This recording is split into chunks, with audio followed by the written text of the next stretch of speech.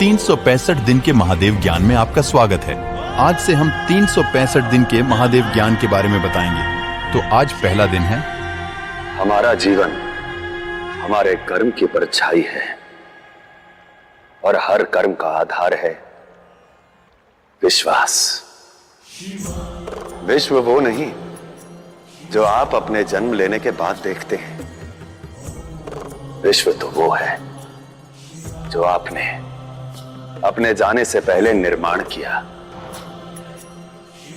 हमारा विश्वास ही हमारा विश्व रचता है। इसलिए स्वयं को किसी से कम ना आंके, बस अपने कर्म पर विश्वास रखें। 365 दिन के महादेव ज्ञान का आज दूसरा दिन है। महादेव जी कहते हैं कि हिमालय से चली केवल एक बूंद यदि चाहे तो वहीं रुककर उस हिम का भाग बन सकती है और सदा के लिए वहीं रह सकती है। परंतु वो थमना नहीं, चलना निश्चित करती है।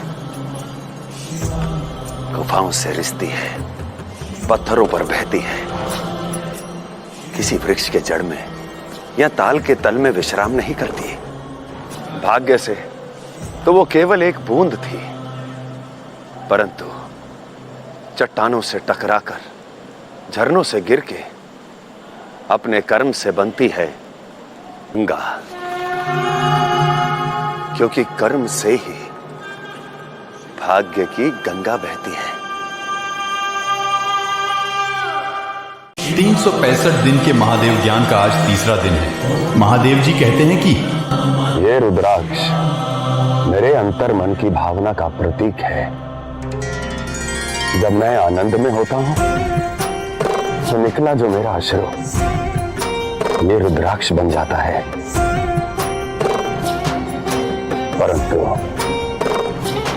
मेरे दुख में निकला अश्रु कभी रुद्राक्ष नहीं बनता।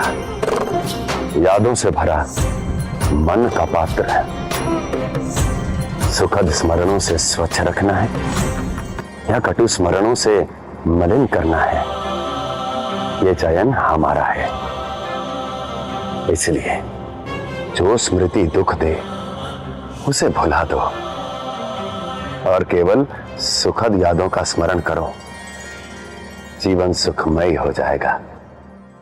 365 दिन के महादेव ज्ञान का आज चौथा दिन है। महादेव जी कहते हैं कि संघर्ष, सत्य के लिए किया गया संघर्ष श्रेष्ठ है। परंतु समस्या केवल तब आती है जब संघर्ष सत्य के लिए नहीं, अपने अहंकार के लिए किया जाता है। और कितनी बार हम केवल इसलिए संघर्ष करते हैं कि हमारी गलत सोच सबके सामने श्रेष्ठ सिद्ध हो सके। परंतु सत्य के इस संघर्ष में अहंकार की विजय नहीं हो सकती। इसलिए संघर्ष अहंकार के लिए नहीं, सत्य के लिए करो। 365 दिन के महादेव ज्ञान का आज पांचवा दिन है। महादेव जी कहते हैं कि संसार में सबको कहते सुना होगा कि ध्यान से काम करो, फल मिलेगा। परंतु कई बार ध्यान लगाने पर भी, परिश्रम करने पर भी मनचाहा परिणाम नहीं मिलता। तो क्या इसका कारण नियति है, भाग्य है?